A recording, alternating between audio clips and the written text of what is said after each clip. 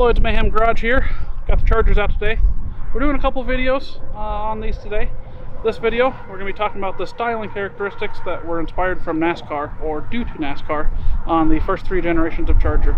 They had a lot of aerodynamic changes as they were racing for a victory in NASCAR. Let's take a look at them.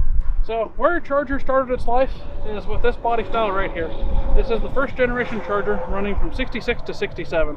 It was only a 2-year body style. It had a lot of NASCAR inspiration, being that it was a fastback placed onto a cornet body. They made a lot of other subtle little changes before they moved to the other generation Chargers. With that, I think these cars have actually become very neat, underrated body style, if you will.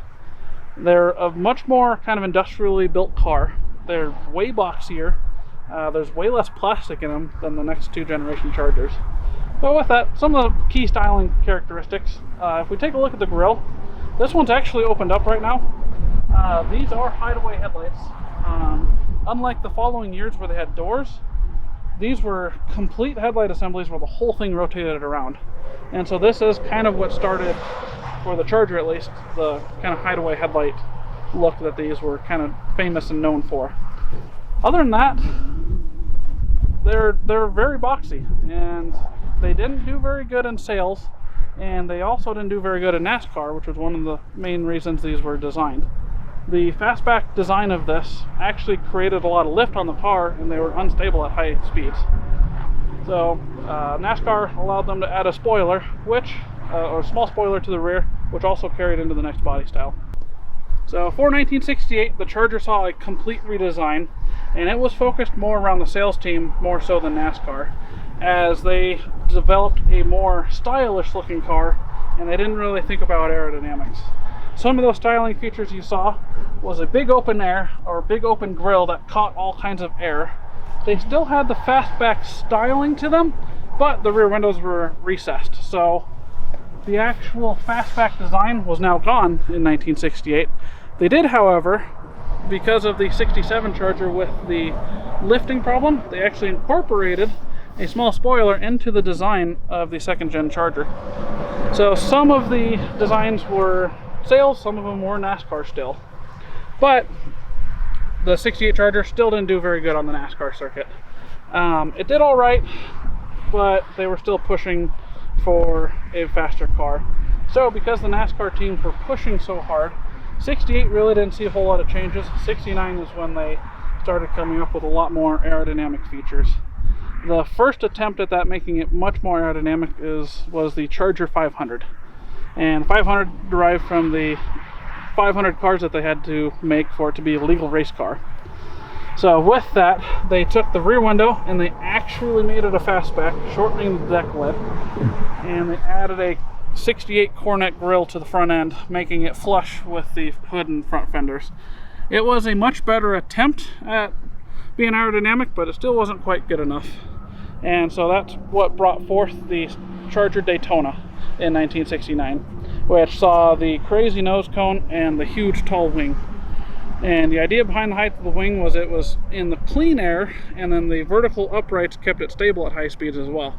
With the Daytona being released late 69, they were able to race it in the 70 race season. So for the history of the Charger, they never actually did anything for the 1970 season.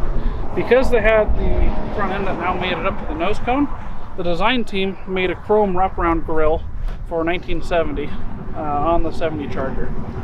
And a lot of those design characteristics that were mostly NASCAR based for the second generation Charger ended up carrying over to the third generation Charger. Because NASCAR had pretty much, in a roundabout way, outlawed the Daytona for the after the 1970 race season, they pretty much forced Dodge into redesigning the Charger.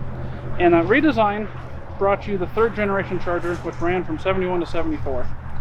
That redesign actually was a positive effect on Dodge and the Charger, as a lot of those design characteristics from the aerodynamics that they learned from the Charger 500 and the Daytona, a lot of those ended up carrying into the 71 Charger, or the third generation Charger.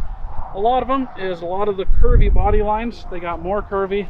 The fenders kind of got raised up. You still had the chrome wraparound grille, which actually ended up being rather aerodynamic.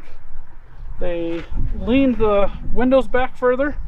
The second gen saw a much more vertical windshield, where these ones were leaned way back. Same thing, you have all these nice curvy, flowy body lines, and you have your rear window, which is sort of a fastback, sort of not, but very smooth and elegant. And you can still see some of that design feature stayed with the rear deck lid and that kind of built-in spoiler.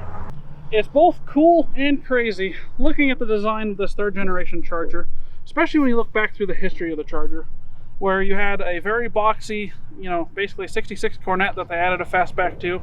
You saw all the design features of the second generation Charger, those being the Charger 500 and the Daytona, which then led into this third generation body that was very, you know, bubbly and cartoonish, that all the previous design features led to this creation.